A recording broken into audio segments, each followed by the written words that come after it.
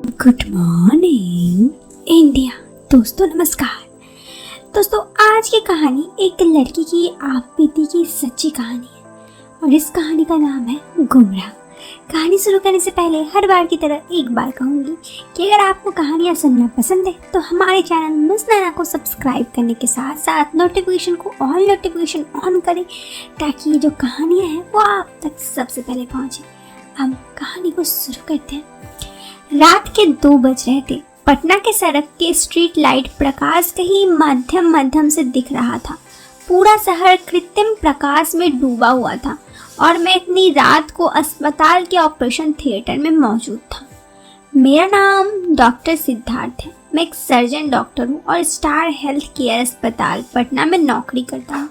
मैं पिछले 17 वर्ष से ये अस्पताल में काम करता हूँ और प्रत्येक दिन की तरह आज भी मैं अस्पताल से रात के करीब 11 बजे घर पहुंचा।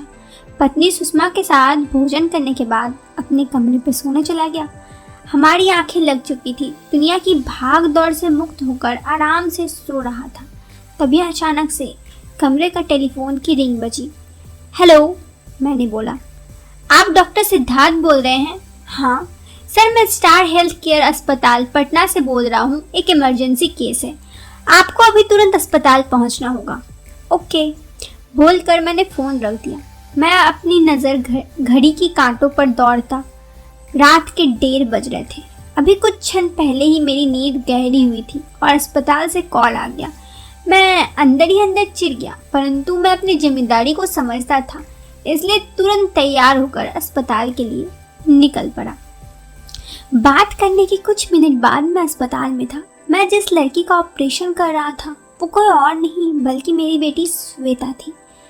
पिछले वर्ष ही 10वीं परीक्षा पास की थी। मैं उसे आगे की पढ़ाई के लिए पटना के एक अच्छे इंस्टीट्यूट में एडमिशन करवा दिया ताकि किसी अच्छे मेडिकल कॉलेज में एडमिशन मिल सके। श्वेता बचपन से काफ़ी तेज विद्यार्थी रही थी, जिस कारण मुझे उससे काफ़ी उम्मीद थी। वैसे हर माँ बाप अपने बच्चे से उम्मीद तो रखता ही है। मेरी पेशा ऐसे ही थी कि मैं ज़्यादा समय बिजी ही रहता था, जिसके कारण मैं अपने परिवार को बहुत कम समय दे पाता। श्वेता की 10वीं के बाद मैंने हॉस्टल फैसिलिटी वाले कोचिंग इंस्टीट्यूट में एडमिशन करा दिया ताकि वहाँ रहकर अच्छे से पढ़ाई कर सके। परंतु अधिकतर समय काम इंसान की सोच के विपरीत होता है। मेरे साथ भी कुछ ऐसा ही हुआ। मैंने श्वेता को हॉस्टल में पढ़ाई के लिए रखा था, परंतु श्वेता को अपने ही क्लास के शिक्षक से प्यार हो गया था। पता नहीं इस प्यार कहूँ या इस उम्र में होने वाला आकर्षण कहूँ। खैर, मुझे तो इस शिक्षक के दोगलेपन कहना ज़्यादा उचित लग रहा था। श्वेता इन सब चीज़ों में इतना खो गई कि वो अपने पढ़ाई पर सही तरह से फोकस नहीं कर पा रही थी। क्लास के बाद रात में अक्सर दोनों कई घंटों तक बात किया करते थे। 25 दिसंबर क्रिसमस त्यौहार होने के कारण उसकी कोचिंग में छुट्टी थी। उन्होंने उस दिन घूमने का प्लानिंग कर रखी थी। क्रिसमस के दिन श्वेता सुबह स्नान करने के बाद कपड़े पहनकर तथा उसके फ़ोन की घंटी बजी। फ़ोन श्वेता के प्रेमी शिक्षक का था। उसे तैयार होकर हॉस्टल से 100 मीटर दूर सड़क पर बुला रहा था। श्वेता तैयार होकर उसके पास गई और प्रेमी शिक्षक की गाड़ी में बैठ गई। दोनों बात करते करते अपने प्लानिंग के रेस्टोरेंट में जा पहुंचे। खाना वाना खाकर घूमने निकले। ऐसा आज पहली बार नहीं था कि दोनों साथ घूमने निकले थे। इससे पहले भी दोनों कई बार एक साथ घूमने निकल चुके थे। करीब दोपहर के 2 बजे दोनों एक होटल में प्रवेश किए। ये होटल पटना के पश्चिम साइड या यूं कहे तो पटना के सबसे किनारे तरफ स्थित था। ये होटल उसकी कोचिंग से काफ़ी दूर पड़ता था। दोनों उस होटल में 2-3 घंटे समय बिताने के बाद पुनः वापस लौटने लगे। उसके शिक्षक श्वेता को हॉस्टल से लगभग 200 मीटर दूर ही छोड़कर चला गया, क्योंकि वो नहीं चाहता था कि श्वेता के साथ उसे कोई देखकर गलत सोचे। श्वेता गाड़ी से उतरकर शिक्षक के बाइक की और अपने हॉस्टल वापस चली गई। उस रात श्वेता ने शिक्षक साथ दिन भर बिताई पलों को खोकर गुजार दिया। अगले दिन जब श्वेता क्लास गई तो अपने प्रेमी शिक्षक को पलके उठाकर देख रही थी और शर्माकर मुस्कुराई। श्वेता को मुस्कुराते देख प्रेमी शिक्षक भी होंठ को थोड़ा दबाते हुए मुस्कुरा उठा। उस वक्त श्वेता की आंखों में शर्म कम और प्यार ज्यादा दिख रहा था। शायद उस वक्त श्वेता अपनी आंखों पर मोहब्बत का धुंधला परत चढ़ा रखी थी। इसलिए उसे प्रेमी के मासूम चेहरे के पीछे धोखाबाज चेहरा नजर नहीं आ रहा था।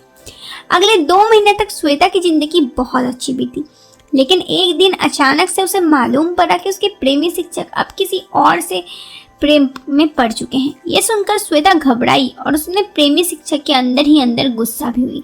श्वेता तुरंत अपने प्रेमी शिक्षक को फोन लगाकर उसके बारे में जानकारी लेने लगी, परंतु उसका प्रेमी शिक्षक इस बात से इनकार कर दिया। प्रेमी शिक्षक अपने मीठी बातों से श्वेता को समझाने में कामयाब हो गया। श्वेता को मना लिया, और लेकिन कहा गया है ना, पाप को कितना भी छुपा लो, एक दिन तो वो सबके सामने आ ही जाता है। कुछ दिन बाद श्वेता को ये मालूम ही नहीं पड़ा, बल्कि शिक्षक को उसके क्लास की मोनिका नाम की एक लड़की के साथ कुछ वैसी फोटोज भी देख ली। श्वेता कई दिनों से अपने प्रेमी शिक्षक का मोबाइल देखने का कोशिश कर रही थी, लेकिन श्वेता प्रेमी शिक्षक का मोबाइल लेने में कामयाब नहीं हो रही थी। फिर एक दिन अचानक से शिक्षक का मोबाइल श्वेता के पास आ गया और उसकी सारी पोल खुल गई। उसके चेहरे की मासूमियत नकाब ही हट गया। उस रात श्वेता काफी रोई कि जब इंसान के पास बुरा वक्त आता है ना, तो उसके साथ हर तरफ बुरा ही होता है। उस दिन श्वेता की तबीयत बिगड़ गई और उसे चक्कर आने लगे और अचानक जमीन पर गिर गई। प्रिंसिपल की अनुमति से श्वेता को उसके शिक्षक ने बगल के अस्पताल ले गए। डॉक्टर ने जो बात कही उसे सुनकर सिर्फ श्वेता की ही नहीं, बल्कि उसके प्रेमी शिक्षक के पैरों तले जमीन खिसक गई। श्वेता गर्भवती थी। हाँ, श्वेता माँ बनने वाली थी। ये सुनकर उसका प्रेमी शिक्षक और श्वेता दोनों ही कुछ पलों में सुन्न हो गए। देखो, तुम्हारी उम्र अभी नहीं है माँ बनने लायक। सुबह तुम्हें एक अच्छी डॉक्टर के पास ले जाऊंगा, इस बच्चे का अबॉर्शन कर दो। घर जाने के बाद प्रेमी शिक्षक फोन पर बोल रहा था। उस वक्त रात के 11 बज रहे थे। श्वेता अपने शिक्षक को शादी के लिए दबाव बना रही थी, परंतु हकीकत तो ये था कि अभी श्वेता की उम्र मात्र 15 साल था। ना तो उसकी उम्र शादी करने की थी और ना ही माँ बनने की। खैर, जो गलतियां हो चुकी थी उसका सिर्फ एक ही उपाय था कि बच्चे को जन्म से पहले अबॉर्शन करवाना, परंतु श्वेता बच्चे को ना मानने की जिद पर अड़ी रही। इसी बीच प्रेमी शिक्षक और श्वेता के बीच कई बार तू मैं हो गई। इतने वर्षों में तुम जैसे कितने लड़कियों से प्रेम हुआ है। अगर मैं अब शादी करता तो आज मेरे बच्चे से ज्यादा मेरे पत्नियों की संख्या होती, शिक्षक ने कड़े स्वर में जवाब दे दिया। अब तक श्वेता पूरी तरह से समझ चुकी थी। वो किसी अच्छे इंसान से नहीं, बल्कि हवस के भूखे इंसान से प्यार कर बैठी थी। उसे बिल्कुल सही तरीके से समझ चुका था। वो बहुत ही गिरे हुए इंसान के चुगल में फंस गई है। उसने अपने आप को घृणा होने लगा। उसे इस बात का पछतावा हो रहा था कि आखिर वो कैसे किसी हवसी से प्यार कर बैठी, जिसने ना जाने कितनी लड़कियों की जिंदगी के साथ खिलवाड़ किए। श्वेता अपनी गलती के पछतावा हुआ और वो हॉस्टल की सबसे ऊपरी मंजिल से छलांग लगा दी। रात के करीब 1 बज रहे थे। हॉस्टल के गार्ड ने उसे छलांग लगाते हुए देखा, परंतु उसे रोकने पर असमर्थ रहा और जल्दबाजी में उसे एक निजी अस्पताल में एडमिट कर दी। उस हॉस्पिटल में अनेक डॉक्टर में से एक डॉक्टर मैं ही था। बदकिस्मती से उसे ऑपरेशन करने के लिए मुझे ही बुलाया गया। यही कारण था कि मैं थिएटर में काफी नर्वस था। वैसे तो प्रत्येक हॉस्पिटल के बाहर ये बात जरूर लिखा होता है कि हर किसी की जिंदगी भगवान बचाते हैं, बाकी हम डॉक्टर तो बस उसका माध्यम है। ये बात मुझे उस रात बिल्कुल विश्वास हो रहा था। मैं अपने 30 वर्ष के तजुर्बा लगा दिया अपनी बेटी को बचाने के लिए, मगर अफसोस मैं असफल रहा। उस रात मैं उसकी एक एक धड़कन मॉनिटर में देखता रहा। नीचे गिरती उसकी जिंदगी का ग्राफ हमें सिखा रही थी, अगर तुम अपने बच्चे को समझते हो, उससे समय देते या उसके साथ समय बिताते, प्यार देते, तो शायद वो किसी गैर से प्यार की उम्मीद ना करती।